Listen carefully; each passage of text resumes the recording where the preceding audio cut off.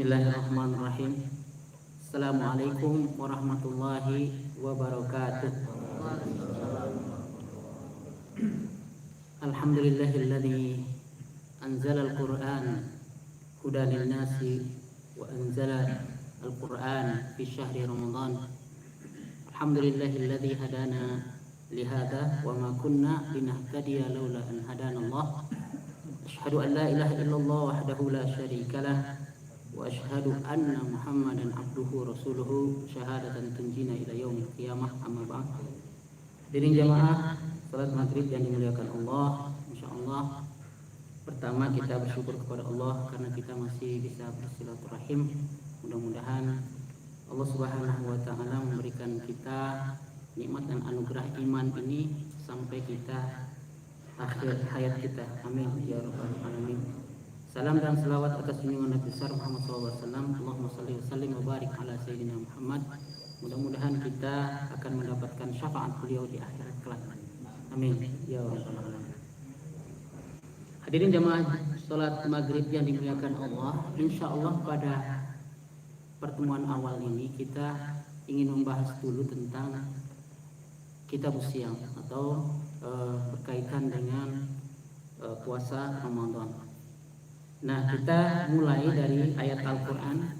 Nanti kita ada istikhrajul ahkam. Namanya kita akan mengeluarkan hukum-hukum dari ayat-ayat Al-Quran yang kita baca.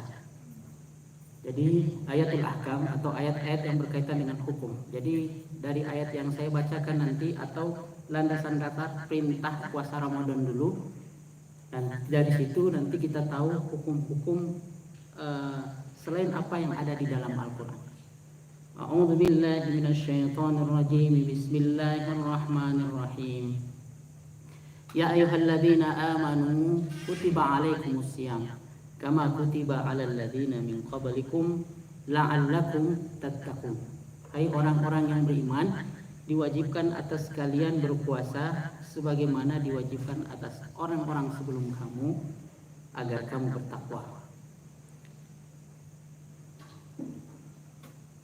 Jamaah salat maghrib yang dimuliakan Allah, di situ di ayat yang 183 tadi Allah Subhanahu wa taala menjelaskan kutiba alaikum.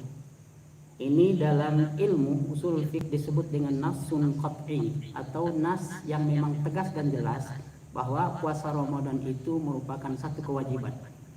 Jadi tidak ada ruang di situ untuk diinterpretasi, tidak ada ruang di situ untuk ditafsirkan atau dijelaskan dengan ilmu apapun.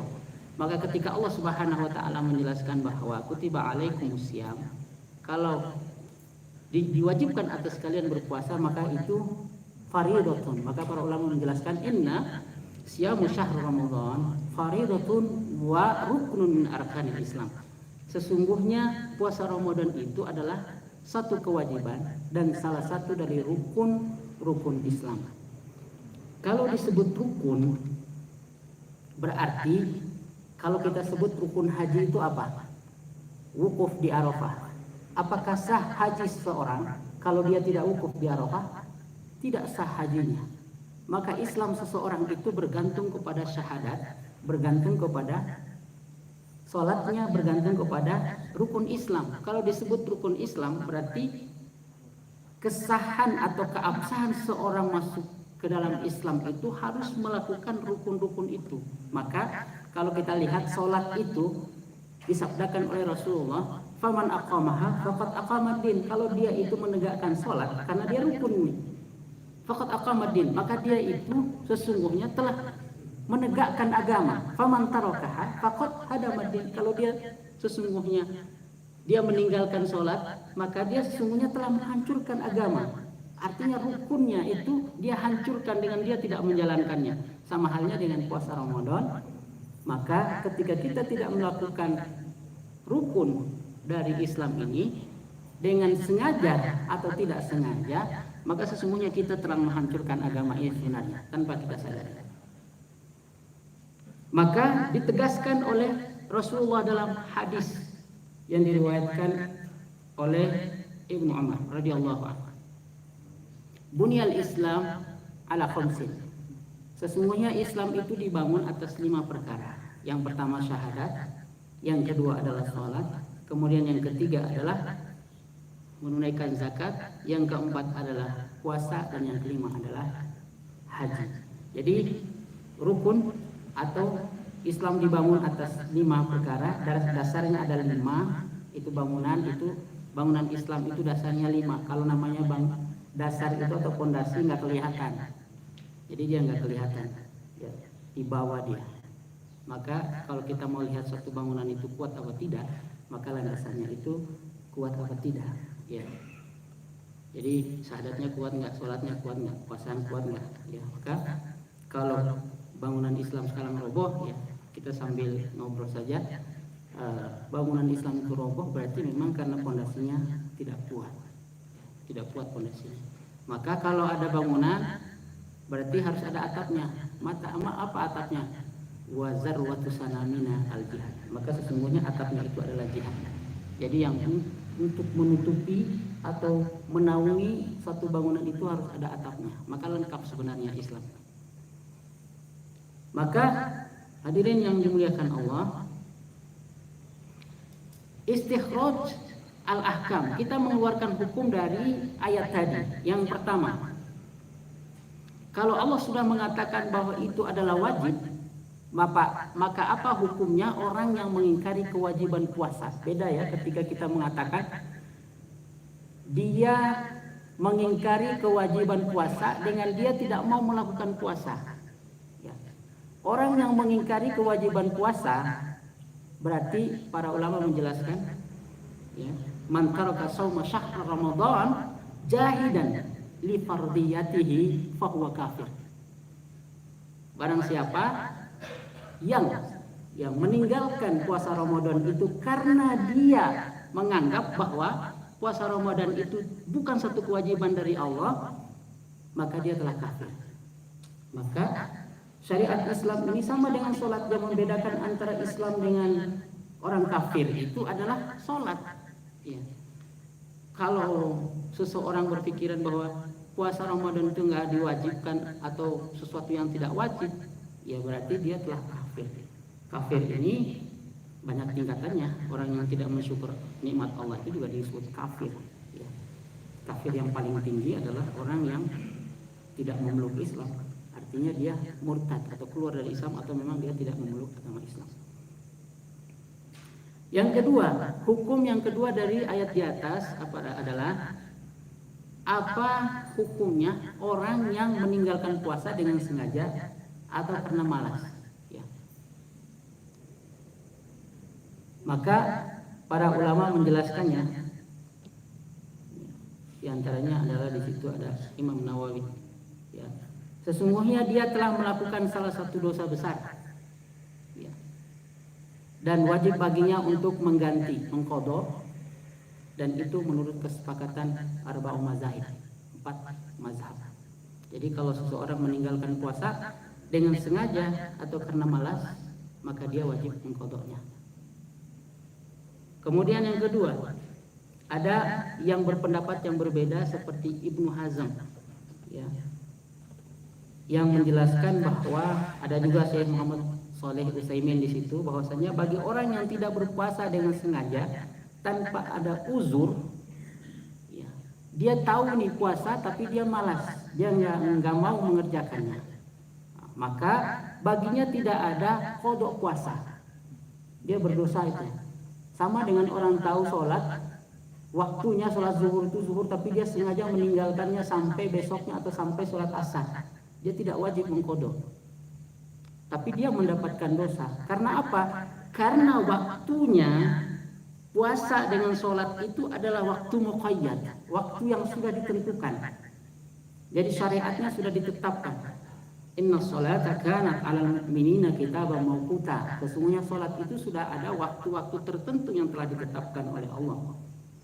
Kalau seorang meninggalkannya, dia tidak ada qadhanya.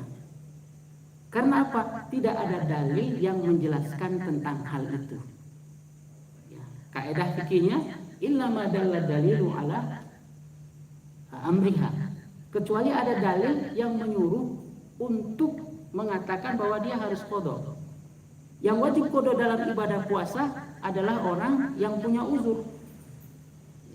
Wa in kuntum maridun aw ala safarin fa iddatu min ayyamin ukhra. Ya, jadi itu pendapat sebagian para ulama. Kemudian yang kedua, ya, ayat berikutnya dari surat Al-Baqarah tadi.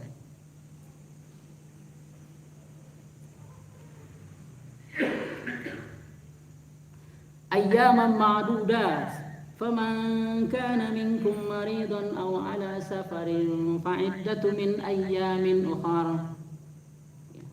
Wa 'alal ladzina yutiqunahu fidyatun ta'amu miskin. Faman tatawwa'a khairan fahuwa khairun lah wa an tasumu khairul lakum in kuntum ta'lamun. Yaitu beberapa hari tertentu. Maka barang siapa di antara kamu yang sakit kemudian musafir dalam perjalanan, maka wajib baginya mengganti sebanyak hari yang telah dia tinggalkan. Ya, dia tinggalkan puasanya. Dan bagi orang-orang yang berat menjalankannya, maka dia hendaklah membayar fidyah atau fidyah, yaitu memberi makan seorang miskin setiap harinya. Tetapi barang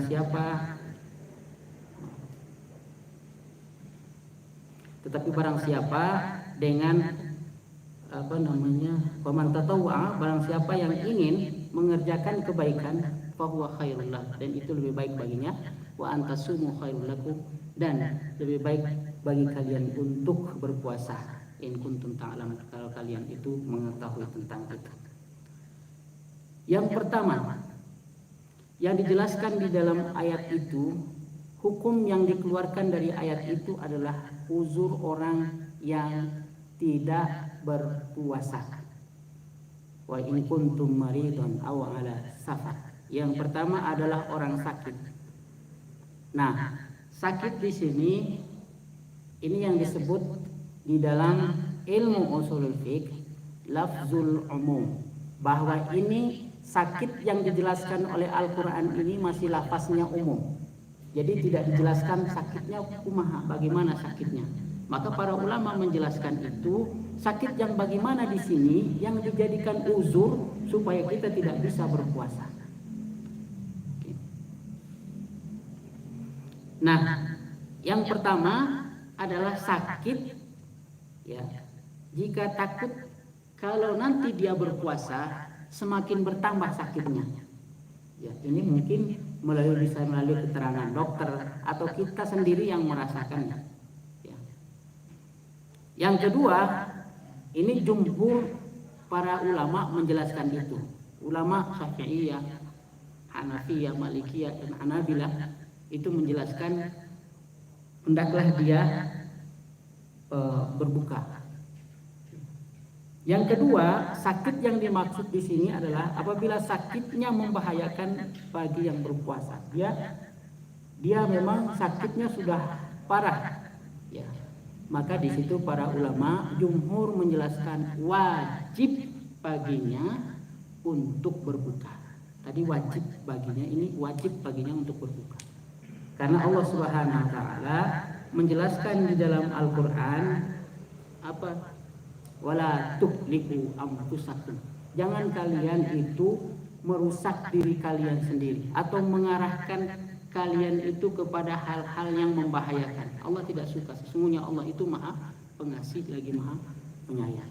Jadi jelas dalilnya di sini menurut para ulama. Wala taqtulu anfusakum. Jangan kalian membunuh diri kalian sendiri.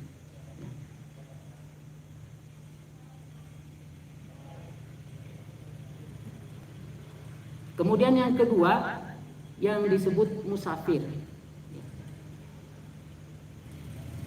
Yang disebut musafir di sini ada dua. Ya. Yang apakah musafir dalam perjalanannya untuk kebaikan itu sudah pasti. Maksudnya yang disebut musafir di sini itu sudah menunjukkan bahwa dia menuju kepada kebaikan, ya, bukan kepada kejelekan. Nah, suatu ketika Rasulullah SAW ya yang diriwayatkan oleh Aisyah radhiyallahu anha, bahwasannya Hamzah bin Amr al-Aslami pernah berkata kepada Nabi Shallallahu Alaihi Wasallam, apakah aku boleh berpuasa dalam perjalanan? Ya, termasuk orang yang banyak berpuasa. Jadi Rasulullah melihat. Jadi ketika Rasulullah ditanya oleh seseorang, itu yang dilihat oleh Rasulullah itu orangnya dulu. Jadi ini orang sering berpuasa apa tidak? Jadi beliau ini Hamzah bin Amr al-Aslami ini memang sering berpuasa dilihat oleh Rasulullah SAW. Maka Rasulullah menjawab, in syi'ta fasum wa in syi'ta waftir. Kalau kamu mau silakan berpuasa. Kalau kamu mau atau kalau kamu mau berpuasa silakan berpuasa. Kalau tidak nggak apa-apa, buka saja. Ya, jadi itu jawaban Rasul yang pertama. Yang kedua, hadis yang kedua adalah hadis di mana Rasulullah SAW menyampaikan kepada para sahabat atau kepada kita ini bahwa Rasulullah menyuruh kita untuk meninggalkan puasa. Ya. Ini dari Anas bin Malik Al-Ka'bi. Datang kepada Rasulullah SAW dan beliau berada di atas kendaraan. Dan saya menemukannya sedang makan. Rasulullah itu sedang makan. Lalu beliau memanggilku untuk makan bersama. Aku jawab, inni shaim. Sesungguhnya aku sedang berpuasa. Maka Rasulullah berkata, maukah aku beritahu kepadamu bahwasannya Allah tidak mewajibkan puasa bagi seorang musafir dan Allah menyuruh kita untuk mengqashar sholat.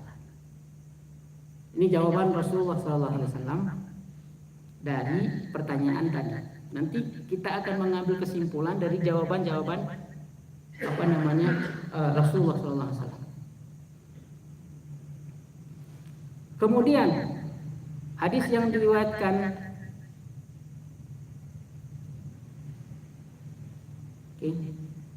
Rasulullah SAW bersabda juga bahwasannya dari Abu Darda, kami pernah pergi bersama Nabi SAW pada beberapa perjalanan yang ditempuhnya pada hari yang panas, sehingga beliau itu meletakkan tangannya di atas kepalanya karena panasnya matahari yang sangat terik. Tidak ada di antara kami yang berpuasa kecuali Nabi SAW dan Ibnu Rawahah, riwayat Bukhari dan Muslim. Ini 3 jawaban atau 3 hal atau 3 kondisi ketika seorang musafir sedang berpuasa. Lalu mana yang lebih afdol seorang musafir itu, apakah dia berpuasa atau dia berbuka? Qaulul awwal, para ulama menjelaskan as-saumu afdalu lahu, bahwa saum itu lebih baik baginya. Itu dalilnya berdasarkan yang pertama tadi, ya, atau berdasarkan dalil yang ini, yang dimana Rasulullah berpuasa bersama Rawah. Ya. Itu mazhab jumhur, semua para ulama sepakat, 4 mazhab. Ya. Nah, ini pendapat para ulama jumhur. Dan ini karena berkaitan dengan lafaz umum dari firman Allah, ya.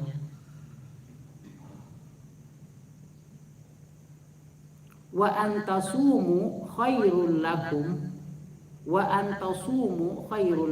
in kuntum ta'lamun. Dan lebih baik bagi kalian itu berpuasa kalau kalian tahu. Ya. Ini pendapat jumhur. Yang kedua ada pendapat al-fithu afdal. Berbuka itu lebih afdal lahu. Wa mazhabul Hanabilah, mazhab Ibnu Ahmad bin Hanbal, dan beberapa kelompok dari ulama salaf termasuk Ibnu Taimiyah dan Ibnu Baz. Jadi kenapa? Ya, karena memang ada dalil Rasulullah SAW dan dari firman Allah, yuridu bikumul yusra wala yuridu bikumul musra. Allah itu menginginkan kalian itu supaya mudah, dan Allah tidak mau kalian itu sukar, mendapatkan kesukaran.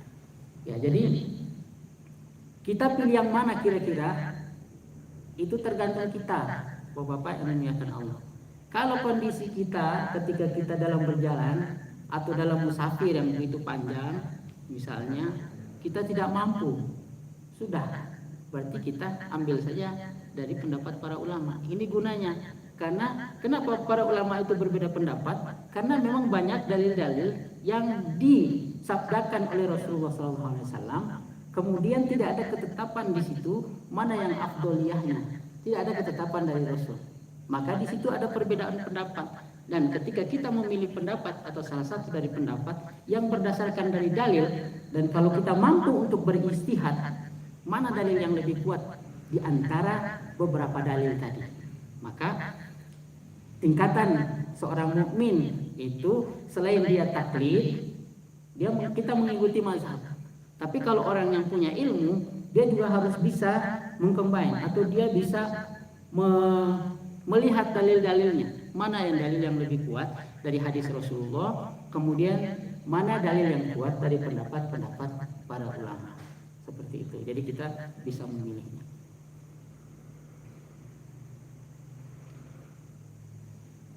Hadirin yang dimuliakan Allah,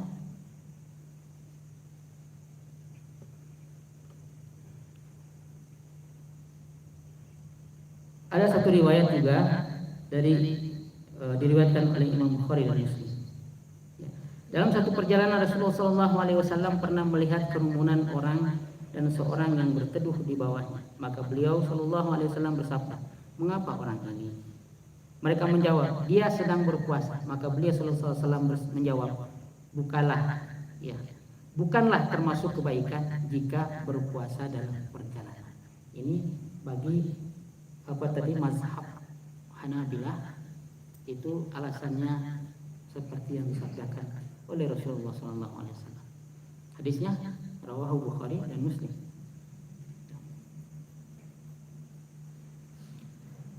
Yang selanjutnya istikhrajul ahkam atau hukum yang dikeluarkan dari ayat yang kita baca tadi. Wa man kana maridun aw ala safarin fa iddatun min ayyamin ukhra. Bagaimana menggantikan puasa yang uzur? Itu sudah jelas dari Al-Quran surat Al-Baqarah tadi. Wa man kana maridun, barang siapa yang dalam kondisi sakit atau dalam perjalanan, fa'iddatun min ayyamin ukhar, berbukalah, nanti diganti dengan hari lain yang tinggal, hari yang lain setelah bulan Ramadan sesuai dengan jumlah yang ditinggalkan selama bulan Ramadan. Nah, dalil ini menunjukkan, hadirin yang dimuliakan Allah, bahwasannya yang dimaksud di sini adalah orang yang uzur, termasuk wanita haid dan nifas, yang disabdakan oleh Rasulullah SAW, "Kana yusibana dzalika fa nu'maru bi qada'i shaumi wa la nu'maru bi qada'i shalah." Sesungguhnya kami mengalami haid, kata Aisyah. Maka Rasulullah SAW menyuruh kami untuk mengqadha saum, menggantinya, kemudian tidak menyuruh kami untuk mengqadha salat. Ya. Dan puasa, ini keluar hukumnya tentang puasa ibu hamil dan menyusui. Nah, ini menurut pendapat para ulama dan memang berdasarkan hadis Rasulullah SAW, yubahu lil hamil wal murdi'i al fitru fi Ramadan. Dibolehkan bagi ibu hamil dan yang menyusui untuk berbuka pada bulan Ramadan, tidak berpuasa. Sawaun khafita ala nafsiha au ala walidayha. Itu baik dia karena takut untuk dirinya atau takut nanti anak yang dia susui atau anak dia hamil, ya, ada di dalam perut. Wahada biittifaqil madzahibil fiqhiyah, dan ini merupakan ittifaq atau kesepakatan pada 4 mazhab al-arba', Hanafiyah wal Malikiyah was Syafi'iyah wal Hanabilah. Ad-dalil min sunnah, dalil dari sunnah nabawi dari Rasulullah SAW, dari Anas bin Malik Al-Ka'bi radhiyallahu anhu qala an-nabi sallallahu alaihi wasallam inna Allah tabaraka ta'ala wada'a 'anil musafiri syatra shalah wa 'anil hamili wal murdi'i shauma aw siyam. Sesungguhnya Allah Subhanahu wa taala memberi keringanan kepada orang yang musafir mengkosorkan salatnya, dan bagi ibu hamil dan yang menyusui untuk meninggalkan puasa. Jamaah salat maghrib yang dimuliakan Allah. Selanjutnya, kalau kita disuruh mengqadha, berarti qadha itu berarti kita melakukan sesuatu ibadah yang diperintahkan oleh Allah dengan waktu yang sudah ditentukan, tapi kita melaksanakan di luar dari waktu itu. Itu yang disebut dengan qadha. Maka fa'iddatu min ayyamin ukhar, kemudian yang dimaksud dengan mengqadhanya pada hari-hari yang lain itu berarti di luar bulan Ramadan.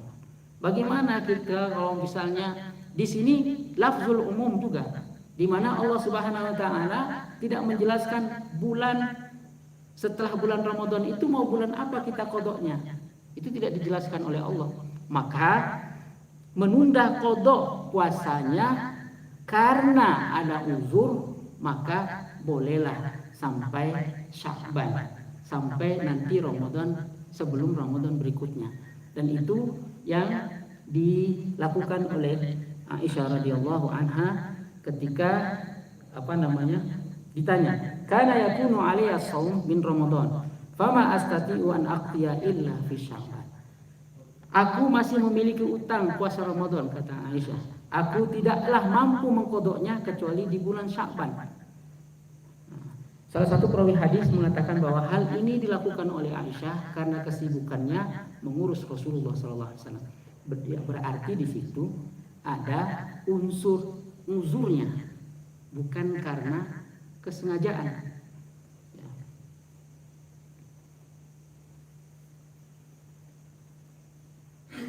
Tapi Ibnu Hajar Al-Asqalani yang menjelaskan tentang hadis ini nanti ada berbeda pendapat ya para ulama tentang dia mengqadhanya kada ada uzur, melambatkannya dengan orang yang mengqadha atau melambatkan sengaja memperlambat qadhanya sampai sebelum Ramadan berikutnya atau bahkan bertahun-tahun. Ya, maka nanti para ulama berbeda pendapat di situ. Nah, maka Ibnu Hajar Al-Asqalani menjelaskan hadis ini. Beliau mengatakan baik itu dia lakukan dengan sengaja, mengundurkannya dengan sengaja, atau ya, baik mengundurkannya karena ada uzur ataupun tidak, itu hukumnya boleh. Ya, di Fathul Bari. Nah, sengaja menunda-nunda untuk mengqadha puasa. Ini pendapat para ulama. Ta'khir qadha Ramadan bi ghairi uzrin hatta dukhuli Ramadan akhar. Man akhara qadha Ramadan hatta dakhala Ramadan akhar faqad ikhtalafa fihi ulama al-ilmi ala qaulain. Yang pertama, para ulama berbeda pendapat tentang orang yang menunda-nunda dengan sengaja tanpa uzur. Yalzimul qadha ma'al fidyah. Dia harus mengqadha puasanya kemudian membayar fidyah. Membayar fidyah adalah dia harus mengeluarkan ya setiap hari dari puasa yang telah dia tinggalkan untuk memberi makan kepada fakir miskin. Ya, lengkap dengan lauknya, nasinya, kalau bisa yang sudah matang. Ya, supaya yang fakir miskinnya tinggal makan saja. Atau boleh dalam bentuk mentah tapi lengkap. Ada berasnya, ada lauknya, ada minyaknya, pokoknya sampai di rumah fakir miskin itu tinggal masak saja. Jadi dia wajib mengqadha, kemudian dia juga harus fidyah. Ya. Dan ini adalah mazhab jumhur. Kalau kita ikut Malikiyah, ikut Syafi'iyah, ya berarti ikut Hanabil, Ibnu Ahmad, Ibnu Hanbal, maka kita harus mengqadha, kemudian kita bayar fidyah. Ya. Kita mazhab apa? Ya jangan karena kita ninggalin sengaja tiba-tiba kita ikut mazhab Hanafi. Ya ini salah satunya yang tidak setuju dengan ini adalah mazhab Hanafi. Menurut ya, dan itu juga yang difatwakan oleh para sahabat Nabi Shallallahu Alaihi Wasallam, termasuk dari Abi Hurairah radhiyallahu anhu, annahu qala fi rajuli maradin fi Ramadan, thumma sahha falam yasum hatta adrakahu Ramadan akhar. Qala yasumul ladzi adrakahu wa yut'imu an awwal. Likulli yawmin muddah min hintatin likulli miskin. Fa idza faragha min hadha shama alladzi farrata fihi. Maka itu terjadi pada zaman Rasulullah sallallahu alaihi wasallam. Siap.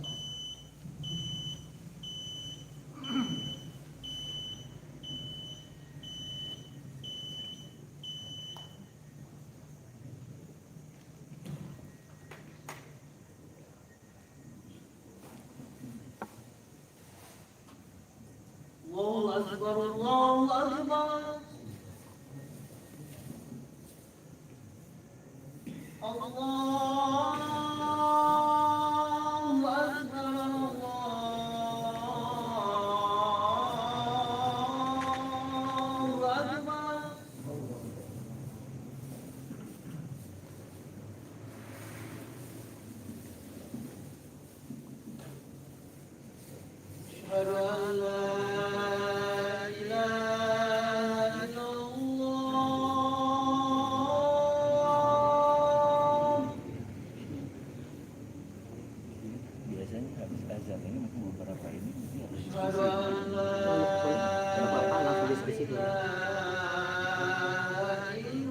Tadi diselesaikan yang tadi sisanya, diselesaikan sisanya.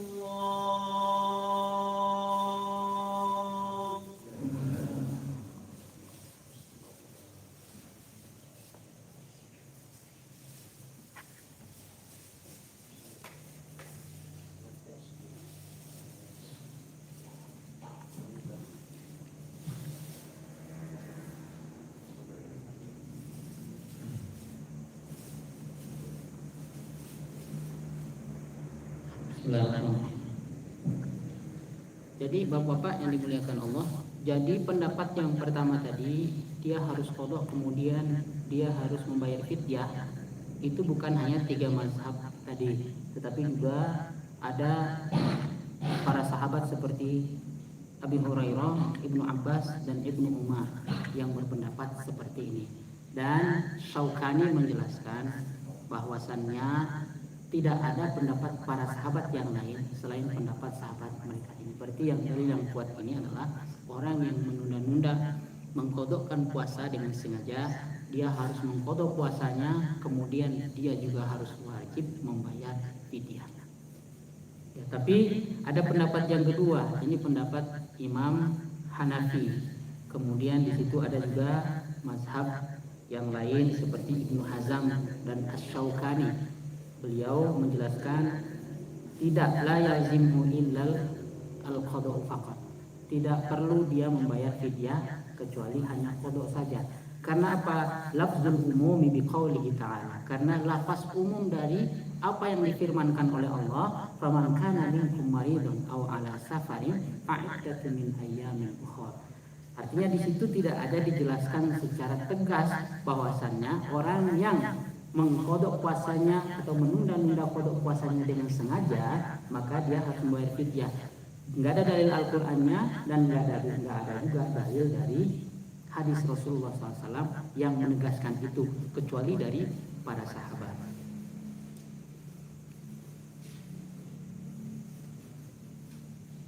Kemudian ini yang terakhir ya, mungkin nanti barangkali kita ya gimana Pak? Ya, lanjut dulu. Hukum mengkodok puasa bagi orang yang sudah meninggal. Ya, ini kan tadi kodok, ini penjelasan hukumnya. Ternyata orang yang berpuasa juga, orang yang sudah meninggal juga dikodokkan puasanya. Dan ini dalil dari hadis Aisyah radhiyallahu anha. Man mata wa alaihi siyamun shoma anhu waliyuhu. Barang siapa yang mati dalam keadaan masih memiliki kewajiban puasa, maka ahli warisnya yang akan mempuasakannya atau menggantikan puasanya. Yang dimaksud waliyuhu di situ adalah ahli warisnya. Ya, namun hukum membayar puasa di sini bagi ahli waris tidak sampai wajib, hanya disunnahkan. Ya, hadis riwayat Muslim. Kemudian ada hadis dari Ibnu Abbas radhiyallahu an, beliau berkata, "Ja'a rajulun ila Nabi sallallahu alaihi wasallam faqala ya Rasulullah, inna ummi matat wa 'alaiha shauma syahrin afa aqdihi anha?" Qala na'am. Qala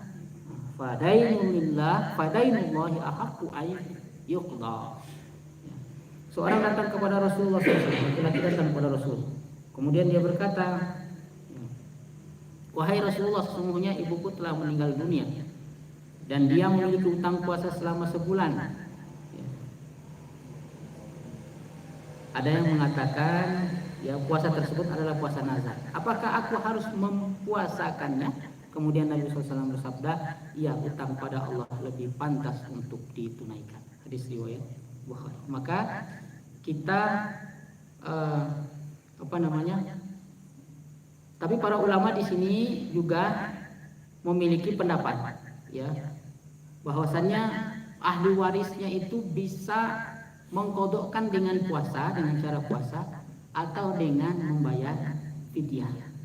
Ya, pendapat para jumhur boleh mengkodokkannya dan boleh juga dia berpuasa, boleh mengkodokkan puasanya atau boleh juga dia memberikan fidyah atau memberi makan kepada fakir miskin selama hari yang setiap hari ya dari puasa yang telah ditinggalkan.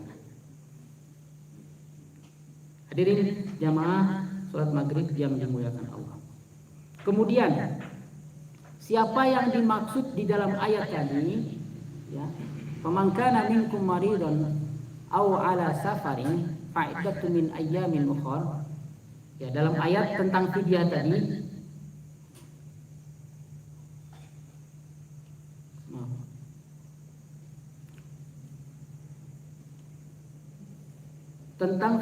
tadi yang dimaksud membayar fidyah itu pada ayat yang tadi kita bacakan, siapa? Apakah orang yang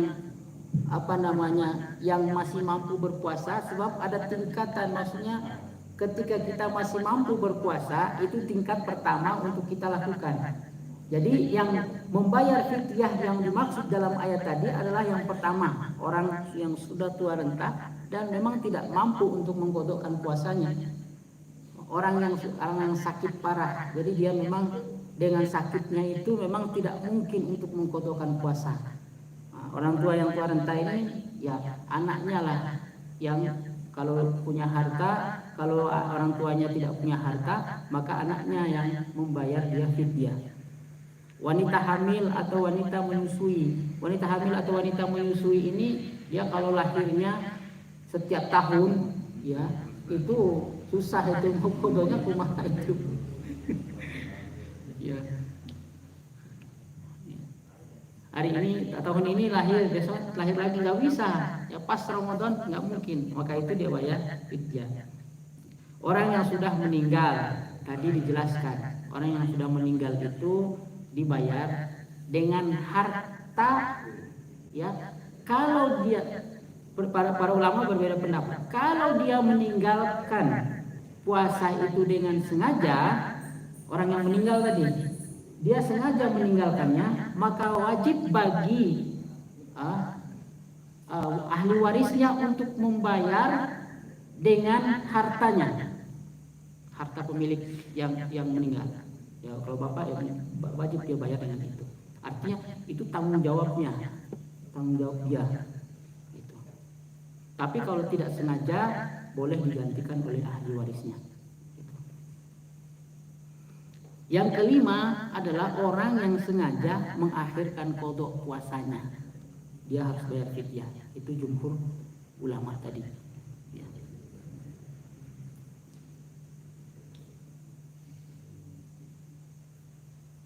Istikhrajul ahkam, kita keluarkan hukum-hukum dari ayat berikutnya. Oh boleh. Ayat lain lagi kan? Ya ayat berikutnya. Mangga ini karena gini, bulan April itu sudah Maret ini paling ketemu 2 kali ya. Ya sebelum Ramadan Ya, salat sebelum Ramadan 2 kali ketemu, makanya tadinya sebenarnya mau taharah kemudian sholat, tapi bawaannya masalah Ramadan ya nggak apa-apa, kita udah nuansanya kita anggap sudah nuansa mendekati Ramadan. Oleh karena itu kita silakan diskusi, termasuk barangkali ada yang tanya puasa sudah mungkin ya.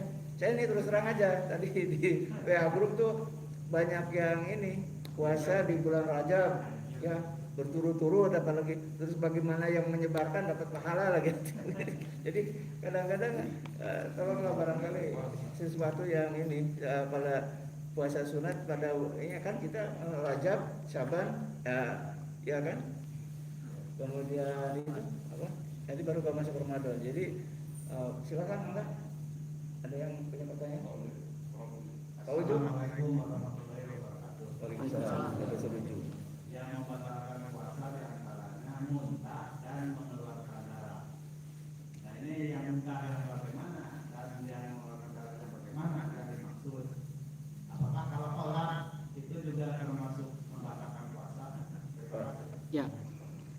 Ini para ulama sudah membahas ini ya, termasuk jumhur para ulama menjelaskan yang namanya muntah itu, sebagian para ulama dan para ulama jumhur menjelaskan kalau dia muntahnya dengan sengaja, ya, dia muntahnya dengan sengaja, maka itu sudah pasti batal puasanya dengan unsur kesengajaan. Itu. Kalau misalnya kita naik mobil, kemudian kita pusing, pening, kemudian kita muntah, apakah batal puasa kita? Tidak batal. Di situ tidak ada unsur kesengajaan. Gitu. Kemudian yang kedua tentang darah. Para ulama menjelaskan, terutama ulama kontemporer, berkaitan dengan darah. Ada yang disebut dengan bekam. Ya, bekam itu mengambil darah. Nah, para ulama menjelaskan dia membagi dua. Para ulama berbeda pendapat nih. Ada yang membatalkan, ada yang tidak. Kenapa? Yang pertama yang membatalkan karena dia itu melemahkan tubuh kita. Ya. Kalau melemahkan tubuh kita, berarti itu sama dengan kita sengaja untuk mengeluarkan darah dan melemahkan kondisi kita. Itu tidak boleh. Maka para ulama mengatakan lebih baik jangan bekam pada bulan Ramadan.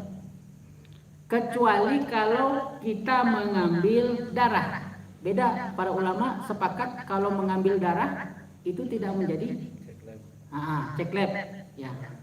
Karena itu hanya diambil sedikit, itu tidak menjadi masalah. Tetapi kalau bekam, jumhur para ulama mengatakan bahwa itu membatalkan puasa.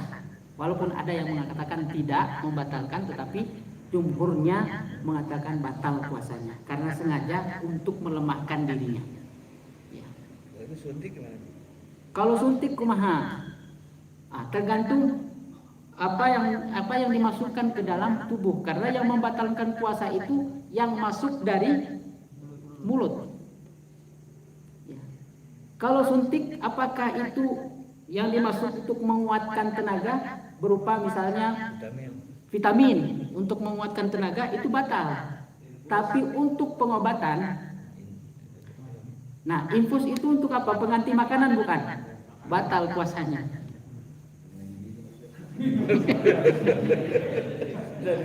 Nah, maka para ulama menjelaskan apa dulu. Kalau dalam kondisi sakit dia kemudian disuntik, boleh hukumnya. Tetapi karena untuk menguatkan, ada unsur gizai di situ, ada unsur makanan yang menguatkan tenaga, ya dia nggak masukin lewat mulut, tetapi dia masukin lewat badan untuk menguatkan tenaga, maka batal puasanya. Diganti saja dengan hari-hari yang lain. Seringnya dilepas nanti ada dari rumah. Oh ya. Silakan, masih ada? Dari rumah ada? Profesor Rifa ada biasanya? Hah? Oh, sholat. Ada mangga? Silakan. Assalamualaikum warahmatullahi wabarakatuh. Waalaikumsalam. Ntar pakai ini biar kedengaran yang di rumah.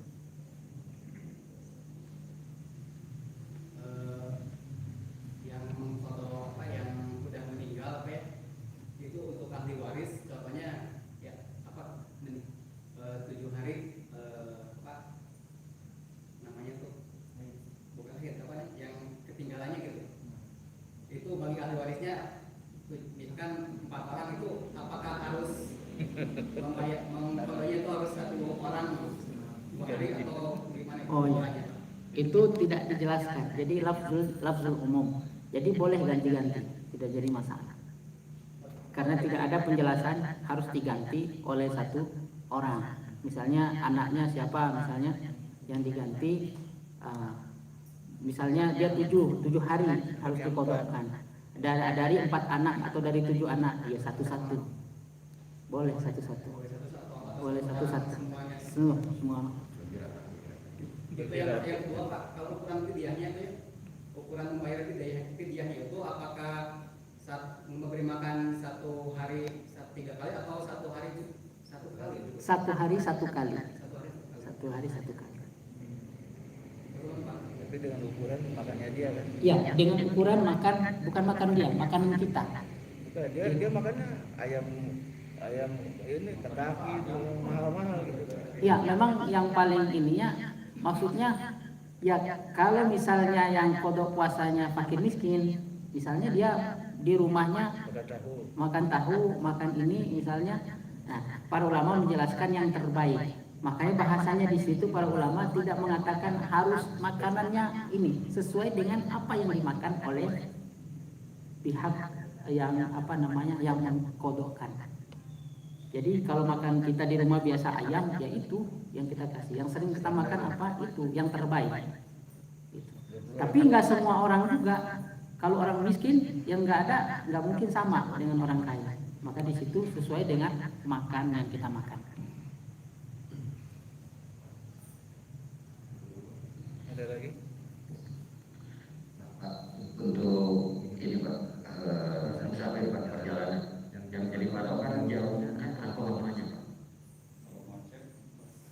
Oh iya. Jaraknya atau lama perjalanannya.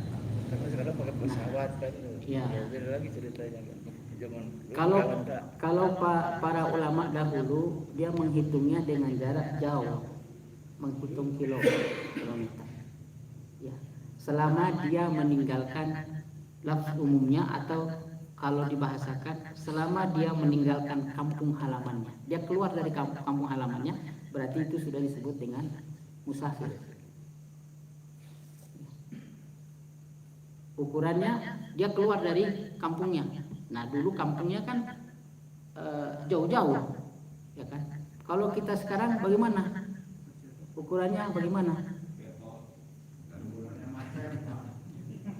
Kalau masih di daerah Bandung, ya ukurannya. Kalau masih di daerah Bandung, maka puasa itu disebut dengan mukim. Kita masih mukim. Kalau sudah keluar dari daerah Bandung, berarti itu sudah disebut musafir. Maka hitungannya hitungan qasar sholat. Ya, kalau kita mengkosorkan sholat itu masih di sekitar Bandung itu tidak boleh. Itu kita sebutnya masih mukim. Ya, karena kita tinggal di Bandung. Kalau kita sudah ke Subang itu sudah disebut musafir. Kita boleh qasar sholat kita. Udah boleh itu lagi. Kodok. Nah, atau mau kodok puasa terserah. Makanya Rasulullah bilang pilih, kira-kira kalau ke Subang itu bisa membatalkan puasa atau memang kan di situ bahasanya syiddah, artinya memang benar-benar kita merasa itu berat bagi kita. Berat bagi kita. Di situ kata musafir itu lafzul umum, tapi para ulama menjelaskan lafaznya umum. Musafir itu kumaha. Makanya dijelaskan oleh Rasulullah kadang dalam kondisi tertentu Rasulullah berpuasa di tengah teriknya panas matahari. Kondisi tertentu beliau menjelaskan kalau mau puasa silakan. Ya, kalau mau puasa silakan, kalau mau buka silakan. Dalam kondisi yang lain Rasulullah menganjurkan supaya makan. Itu tidak ada kebaikan di situ kata Rasulullah kalau musafir sedang dalam kondisi puasa. Enggak ada kebaikan di situ. Berarti dari hadis seperti ini Rasulullah SAW melihat kondisi. Jadi kita pun mengambil kesimpulan atau mengambil kesimpulan hadis Rasulullah ini, kita bisa merasakannya sendiri. Kapan kita itu berpuasa, kapan kondisi kita itu bisa batal. Dari hadis 3 hadis ini kita sendiri sebenarnya yang bisa menentukannya. Itu karena Rasulullah suruh memilih. Itu para ulama hanya berpendapat saja, berpendapat kalau mau silakan, kalau mau ikut ini silakan, kalau mau puasa mangga, kalau tidak silakan. Ini kita kalau mau ikut mazhab silakan, tetapi kalau kita sendiri beristihad itu juga tidak jadi masalah. Istihad kita saya masih mampu nih, nggak jadi masalah. Surabaya naik pesawat, di Surabaya jalan kaki kan itu beda kan? Ya beda pasti.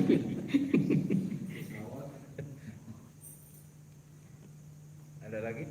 Yang di rumah nggak ada? Ya itu Pak, yang saum sunat itu tanggal 1, 2, 3 Rajab itu memang ada tuntunannya dari Rasul atau gimana Pak? Ini pernah terjadi pada masa Umar bin Khattab. Orang memperbanyak puasa pada bulan Rajab. Kata Umar bin Khattab, antum fil jahiliyah. Kalian itu dalam kondisi jahiliyah. Jangan puasa ketika sesuatu itu karena tidak berdasarkan dalil. Tapi kalau kalian itu sering berpuasa di bulan-bulan itu mangga. Artinya orang yang sering berpuasa di bulan Rajab, Sya'ban setiap hari atau biasa puasa Daud misalnya gitu, atau biasa puasa ya biasa Senin Kamis, tidak jadi masalah. Tetapi kalau menganjurkan pada hari 1, 2 dan 3 itu tidak ada dalilnya. Gitu. Tidak ada dalilnya dari Rasulullah, tidak ada dalilnya juga dari para sahabat, dan bahkan Umar bin Khattab melarang orang yang berpuasa pada waktu-waktu tertentu yang tidak dianjurkan oleh Rasulullah, kecuali kalau dia itu memang sering berpuasa. Gitu. Artinya memang tidak karena Rajab, karena harinya itu dia berpuasa, tapi memang dia sudah biasa, adatnya sudah biasa ya mangga. Gitu. Latihan gitu. Nggak ada hadis kalau nggak salah Nabi itu banyak berpuasa di bulan Rajab Sya'ban. Mangga di bulan Rajab dan Sya'ban diperbanyak puasanya. Tetapi kita tidak boleh ada keyakinan 1, 2 dan 3 ini adalah puasa yang memang pernah dicontohkan oleh Rasulullah. Ya, Senin, Kamis, selang sehari gitu. Ya, atau puasa selang sehari, puasa Daud. Karena tidak ada puasa yang berturut-turut 1, 2, 3 yang diajarkan oleh Rasulullah SAW dalam bulan-bulan tertentu.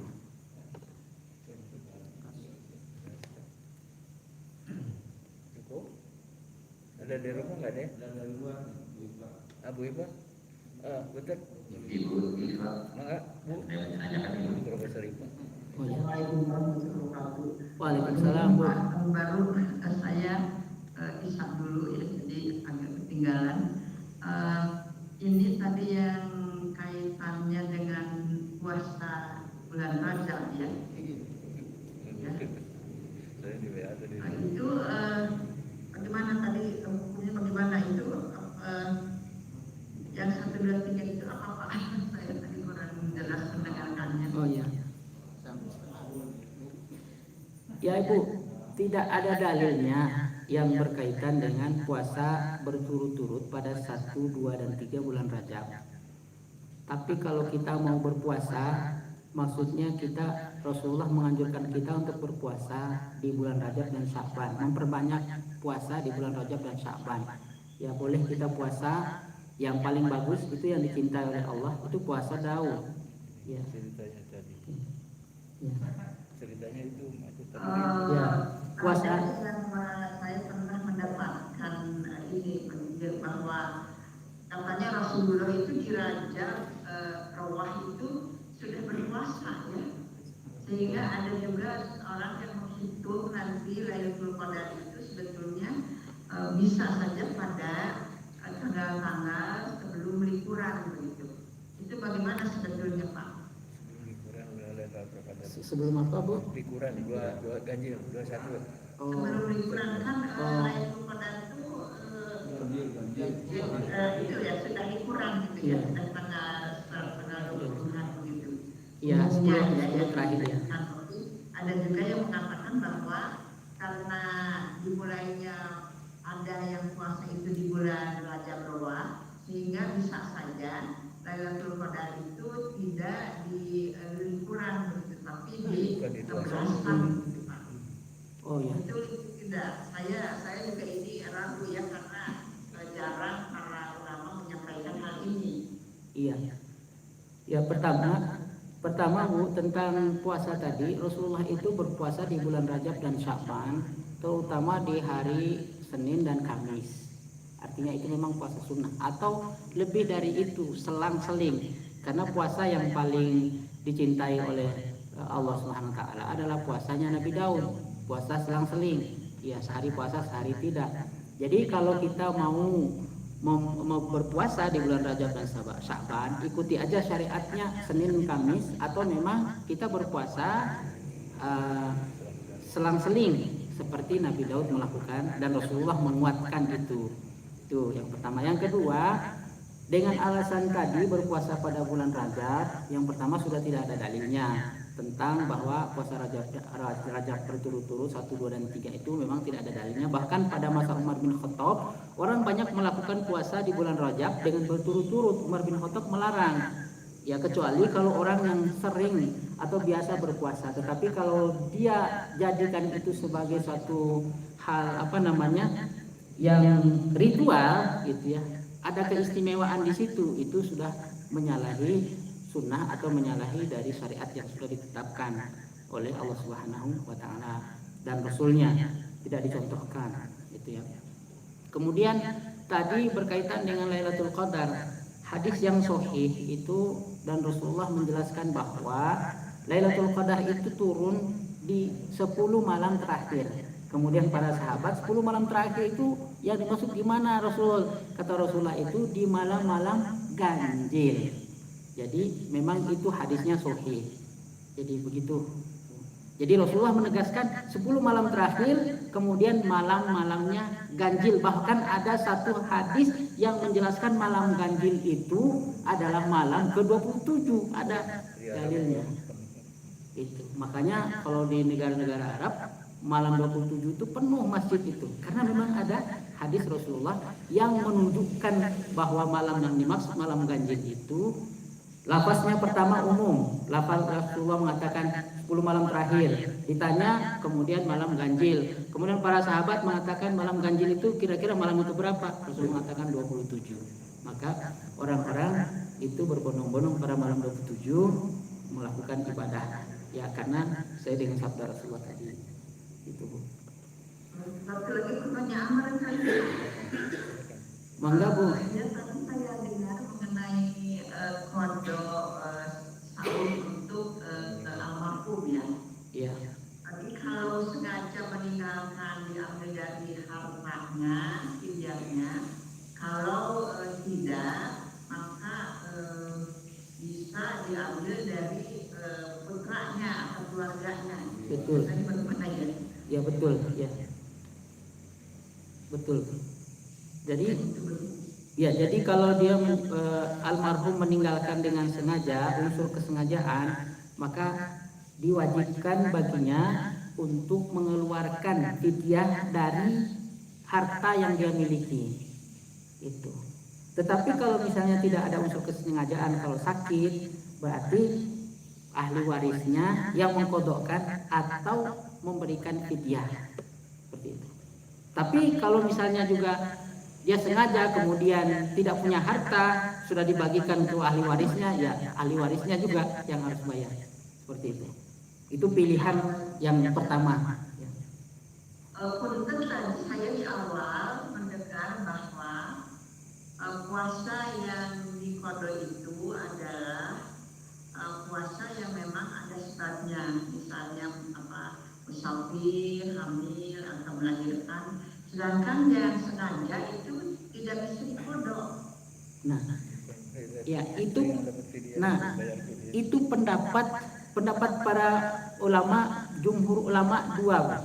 Yang pertama pendapat mazhab Imam Malik, Syafi'i dan tiga mazhab di situ. Kalau dia sengaja melakukannya, ya dia sengaja menunda untuk mengkodoknya, sampai menjelang Ramadan, bahkan dia setelah Ramadan berikutnya juga masih belum dikodokkan sengaja, maka para jumhur ulama menjelaskan dia harus mengkodokkan satu, dan yang kedua membayar fidyah. Itu yang pertama. Nah, mazhab yang kedua menjelaskannya itu tidak perlu. Itu mazhab Hanafi, kemudian ada di situ juga Asy-Syaukani dan mazhab yang lainnya selain dari tiga mazhab. Nah, mereka mengatakan tidak perlu karena tidak ada anjuran dari Allah dan tidak ada dalil khusus yang menegaskan bahwa kalau dia sengaja melakukan atau sengaja mengakhiri kodok puasanya, maka wajib baginya untuk fidyah. Tidak ada dalilnya. Nah, makanya kita mau ngambil yang mana? Kira-kira mau ngambil yang mana? Kalau kita mazhabnya Syafi'i, maka kita mengambil, berarti kita harus kodok dan fidyah. Terima kasih Pak Ustaz. Sami-sami. Sudah jam 8 barangkali ya. Itu terakhir dari rumah, nggak ada lagi ya. Ya mudah-mudahan nanti bulan depan kan masih ada satu kali lagi, barangkali nanti kita bisa menyelesaikannya dengan sempurna. Iya, masuk Ramadan ya. Maka ditutup saja dengan doa. Iya. Alhamdulillah. Istighfar, astagfirullah. أعوذ بالله من الشيطان الرجيم. بسم الله الرحمن الرحيم. حمدا حامدين حمدا شاكرين حمدا يوافي نعمه ويكافي مزيدا. يا ربنا لك الحمد كما ينبغي لجلال وجهك وعظيم سلطانك. اللهم صل وسلم وبارك على سيدنا محمد وعلى آله وأصحابه أجمعين. ربنا ظلمنا أنفسنا وإن لم تغفر لنا وترحمنا لنكونن من الخاسرين. اللهم رب اغفر لنا ذنوبنا ولوالدينا وارحمهم كما ربونا صغارا.